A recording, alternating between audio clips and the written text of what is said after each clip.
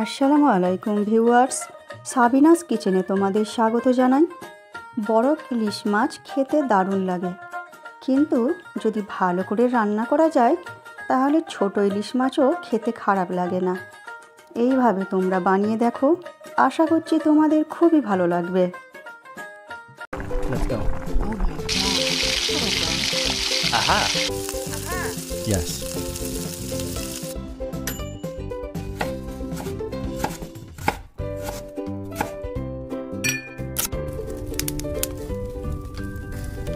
Wow. Thank you. মাছ ভালো করে পরিষ্কার করে কেটে ভালো করে ধুয়ে নিয়ে আমি পরিমাণ মতো লবণ, হাফ চামচ লঙ্কা গুঁড়ো, হাফ চামচ হলুদ গুঁড়ো দিয়ে ভালো করে মাখিয়ে নেব।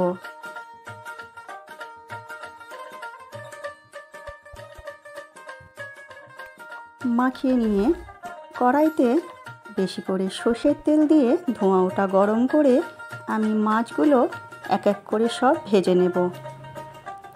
মাছগুলো দু পিঠ উল্টে পাল্টে আমি হালকা করে ভেজে তুলে নেব।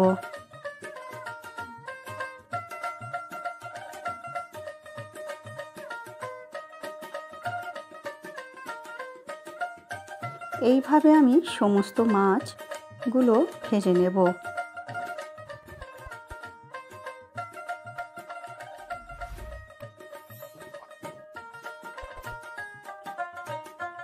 এবার ওই তেলেতেই আমি পেঁয়াজ কুচি দিয়ে হালকা লাল করে ভেজে নেব।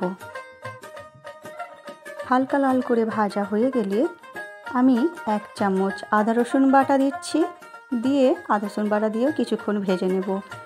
পরিমাণ মতো লবণ, এক চামচ লঙ্কা গুঁড়ো, হাফ চামচ হলুদ গুঁড়ো, এক চামচ ধনে গুঁড়ো দিয়ে দিচ্ছি এবং এক চামচ ভাজা জিরে গুঁড়ো দিয়ে অল্প অল্প করে পানি দিয়ে আমি মশলা বেশ কিছুক্ষণ ধরে কষিয়ে নেব।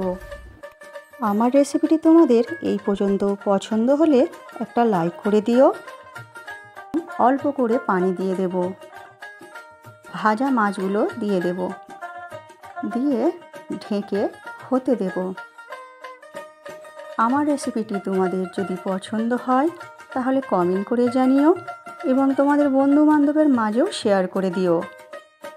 এইভাবে গ্রেভি রাখবো, একেবারে শুকনো করব না, এভাবে রাখলে খেতে দারুণ লাগে।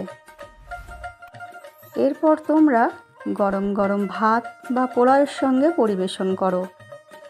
আমার রেসিপিটি তোমাদের যদি ভালো লাগে সাবস্ক্রাইব করে পাশে থেকো এবং আমার রেসিপিটি শেষ পর্যন্ত দেখার জন্য তোমাদের অনেক অনেক ধন্যবাদ রইল।